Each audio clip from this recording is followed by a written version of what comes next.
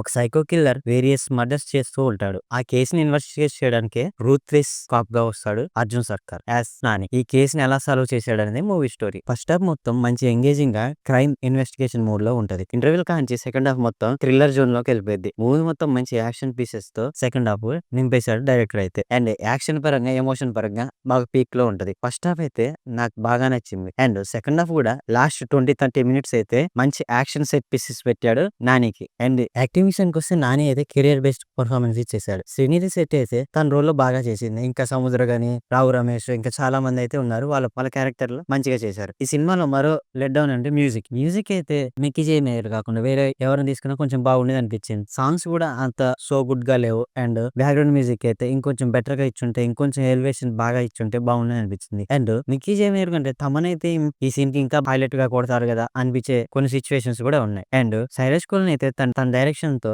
బాగా చేశారు. మంచి గ్రాండ్ విజువల్స్ అండ్ సీన్స్ కొన్ని చోట్ల అయితే తన స్టోరీ స్టెల్లింగ్ తో మంచిగా ఆకట్టుకున్నాడు. అండ్ మేజర్ ప్లస్ అంటే ఈ మూవీకి నాని యాక్టింగ్ అయితే next level. And flash back portions next level లో ఉన్నాయి అన్ని. అండ్ మైనసెస్ విషయానికి వస్తే సెకండ్ హాఫ్ లో కొన్ని lag scenes and emotional drag ఎక్కువగా ఉంటది. అండ్ బీజిఎం అయితే ఆకట్టుకునేంత మంచిగా లేదని అనిపించింది. ఇంకొంచెం బెటర్ గా ఇచ్చుండొచ్చు. నేనైతే ఈ మూవీకి ఇస్తున్న రేటింగ్ 3.5/5. మీరు కూడా ఈ మూవీ చూసుంటే మీ రేటింగ్ ఎంతో కింద కామెంట్ సెక్షన్ లో కామెంట్ చేయండి. అలాగే ఇలాంటి లేటెస్ట్ మూవీ అప్డేట్స్ కోసం ఈ వీడియోకి లైక్ చేసి మన ఛానల్ సబ్స్క్రైబ్ చేయండి.